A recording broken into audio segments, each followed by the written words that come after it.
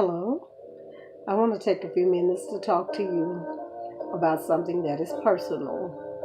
And I usually try my best to avoid personal conversations and the sort because, like you and everyone, I don't really like looking deep within, just sharing because sometimes when you share, you really don't know how you will be received, and you don't know what people will think about you when you say certain things because people will judge, and they may be in the same boat you're in, same shoes, same, and can totally identify with what you are saying, but they will many times they will like treat you like, okay, I can't let anybody know that I'm like that too, or they don't see it. There was a book I read one time that showed that I don't remember the name of it, but it showed that many of us,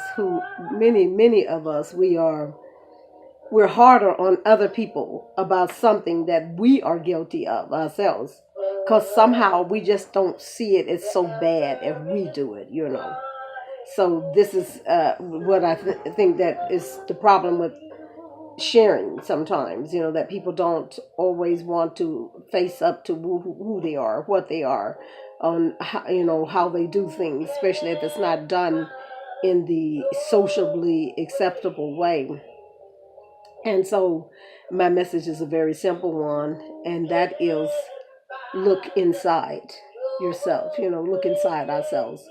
And this can be a challenge because when we're hurting and there's pain, and many of us have pains from DNA, just from especially the Afro American person, from just the torture of things that happened down through the past that may be passed on from the mother. There was a story once, and I'll try my best not to go into those long a rabbit hunt chased with this conversation. But the story was about the kittens. The something happened to the mother kitten that her leg limped when she walked, and every one of those babies had that same little limp. Even though there was nothing wrong with them, they didn't get hurt. She got hurt, and but I'm saying that to say that we're carrying pains of past and present too. There are things that happens to us in now time that we're dealing with, and sometimes we don't know how to identify with that.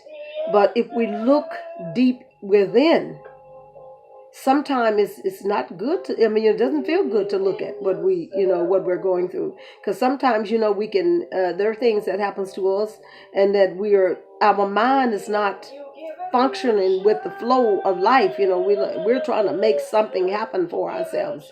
We're trying to pass ourselves on to another individual, and we haven't dealt with what's going on inside of us.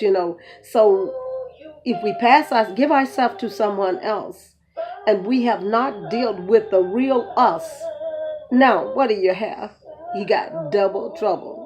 As my friend, a little shop she used to have, and she called it double good.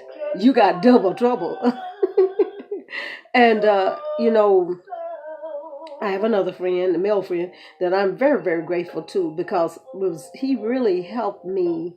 He doesn't know it. He probably never knew it, never will know it, unless he just kind of figure it out. That he helped me to learn how to really, really spend time with myself. Sometimes you can spend time with yourself, and that little time be like, okay, I gotta do this, because I'm with me. I gotta spend this time with myself. But I'm talking about quality time. That when you just, and I guess I'm one of those people that has learned how to really love myself. And I enjoy my time with me. I enjoy the little things that I do. And, but as I said, my main little message has been, take a look inside. We have to be honest.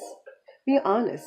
Honest what you feel. Honest what you do. You don't have to tell me. You don't have to tell all the people in the world. You don't have to put a sign on the porch saying, well, you know what? I'm going through this. And so y'all stay away today, or anything like that. You don't have to do all that, But what I'm saying is that we have to look at, what's inside here. What's inside here. Then when you start looking at it, we have to make up in our minds. See, a lot of times people don't want to do any better. If you don't want to do any better, if you don't really care, then you got to go through the flow of life until you get to the consciousness level of, I got to do better. I must do better. Sometimes it means sacrificing. Sometimes it means giving up on those things that you thought was yours, your right to have, your right to do. It takes a real courageous person to be honest about what they find inside themselves, their heart. I'm not talking about looking out here and putting your proper makeup on, wiping this, or, I'm talking about what's inside, how you react to others, how you want something to go your way, or how you have bitterness in your heart, and how when there's somebody that, oh, believe me, trust me, I wouldn't be sitting up here telling you to do something that I haven't challenged myself 1,000 times on.